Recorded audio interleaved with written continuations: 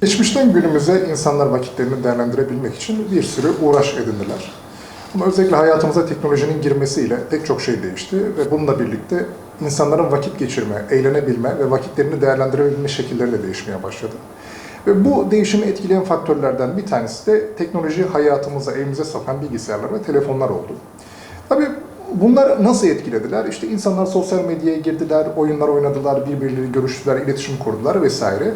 Belli amaçlar doğrultusunda kullandılar ve eğlendiler de ve bazı işlerini de gördüler ama ilerleyen zamanlar içerisinde bazı şeylerin kimi insanlarda dengeleri kaymaya başladı. Yani bir şeyler amacından sapmaya ve vakit doldurmak, eğlenmenin ötesine geçip bir bağımlılığa dönüşebildi. Yani teknoloji, hayatı kolaylaştıran ya da oyunlar bir eğlence aracıyken artık eğlenmenin bağımlılığa dönüştüğü, teknolojinin bir bağımlılığa dönüştüğü hali görmeye başladık. Peki teknoloji bağımlılığı ya da oyun bağımlılığı birinde var diyebilmemiz için neler görmemiz gerekir? O kişiden ne gibi belirtiler görülebilir? Birincisi, hayatının merkezlerini bu kişilerin oyunlar ve bu uğraştıkları sosyal medya ya da teknolojiyi hangi anlamlarda kullanıyorlarsa bu kişiler için bu durum artık hayatın merkezini almaya başlar. Yani birisiyle görüşeceğinde, bir iş yapacağında, sabah kalkacağında, akşam yatacağından yani günlük rutinini etkileyen ne varsa onun için yapılıp yapılmayacağını ya da nasıl yapılacağına karar verecek şey genelde oyun ya da o teknolojide vakit geçirdiği şey neyse sosyal medya olmaya başlar ve hayatının merkezini ve davranışlarını şekillendiren nokta bu olur. Bununla birlikte kişi de oyunla birlikte geçirdiği vakit artmaya başlar. Eskiden 1 saat oynuyordu. Bu sayı saatin miktarı artmaya başlar. 3 saat olur, 4 saat olur, 5 olur. Ve kişi bunu kontrol etmekte çok zorlanır. Yani artık saat kontrol edilemez bir hale gelir. Kişi oyunu kontrol edemez ve oyun onu kontrol etmeye başlar. Davranışını, düşüncesini, konuşmasını, oturmasını, kalkmasını etkilemeye başlar. Bununla birlikte bir takım problemler yaşamaya başlar bu kişiler. İşte evli ise eşiyle problem yaşar, eşine vakit ayıramaz. Çocuğu vardır, onunla yeterince ilgilenemez. Çalışıyordur, işine vaktinde gidemez çünkü gece uyuyordur ya da işe gittiğinde uyuyakalıyordur. Ya da bilgisayarın başında çalışıyordur, çalıştığı esnada oyunlar oynuyordur. Ve işine ayırabileceği vaktin pek çoğunu verimli bir şekilde değerlendirmek yerine oyunu harcamaya başlar.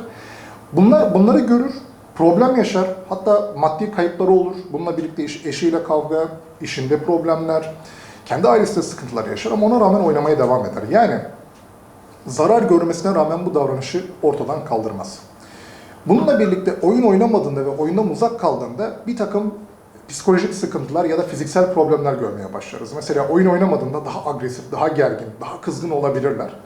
Ve oyuna ulaşabilmek için orada yapılabilecek ne varsa yapmaya çalışırlar ve etraftakiler de şaşırabilir yani. Onun bu huzursuzluğunu ya da o kızgınlığına anlam veremeyebilirler. Yani kişi onu yapmadığında, işte oyun oynamadığında, sosyal medyaya girmediğinde ya da onunla vakit geçirmediğinde sanki hayatında bir şeyler eksikmiş ve yolunda gitmiyormuş gibi hisseder ve bunun huzursuzluğunu yaşar. Yani bunları bir araya getirdiğimizde, bu özellikleri bir araya getirdiğimizde, bunlar yoğun bir şekilde varsa birinde, artık o kişinin teknoloji bağımlılığı ya da oyun bağımlısı olduğunu söyleyebilmek mümkündür. Bununla birlikte oyun bağımlılığı demişken mesela bu kişiler günlük hayatta da oyunlarının hayallerini kurarlar. İşte oyunda şunu yapacağım, şuraya gideceğim, şunu alacağım, şöyle oynayacağım, şu stratejiyi kuracağım gibi. Yani gündelik hayatının gündemini de artık oyun işgal etmeye başlar ve az önce söylediğim gibi merkezi tamamen oyundan müteşekkil olmaya başlar. Şuna bakacaklar. Hangi durumlarda oynuyorum ve ne zamandan beridir buna başladım? Yani benim için oyun bağımlılığı bir kaçış mı? Buraya bakmakta çok bir fayda var. Çünkü eğer durum tespiti yapılırsa nerelere müdahale edilebileceği daha iyi bilinir ve o zaman üstesinden gelebilmek de daha mümkün olabilir. O yüzden önce bir durum tespitinin yapılması gerekir. Az önce sorduğum sorular bu konuda yardımcı olabilir. Bununla birlikte bırakmak isteyen kişi bunu peyderpey, yani parça parça adım adım yapması büyük bir fayda sağlayacaktır. Günde 6 saat oyunla vakit geçiriyorsa bunu sonraki hafta 5 saate düşürsün. Ve bir hafta böyle geçirsin. Alıştıktan sonra 4, 3 ve kademeli bir şekilde azalsın. Bununla birlikte bunu yaptıktan sonra muhakkak onun yerine bir aktivite koysun. Yani o keyfi ve o hazzı alabileceği ve o boşluğu doldurabileceği muhakkak alternatif seçenekler oluştursun ve onları yapmaya devam etsin. Bununla birlikte gününü düzenlesin ve planlasın. Yani düzen ve plan olduğunda kişinin bunlardan uzak kalabilme ihtimali çok daha yüksektir.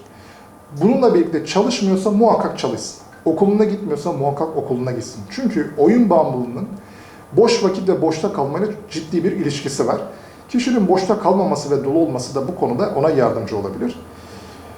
Bunlar adım adım izlenebilir ve bu teknoloji bağımlılığında ya da oyun bağımlılığında kişiye yol gösterici ve yardımcı olabilir diyebiliriz.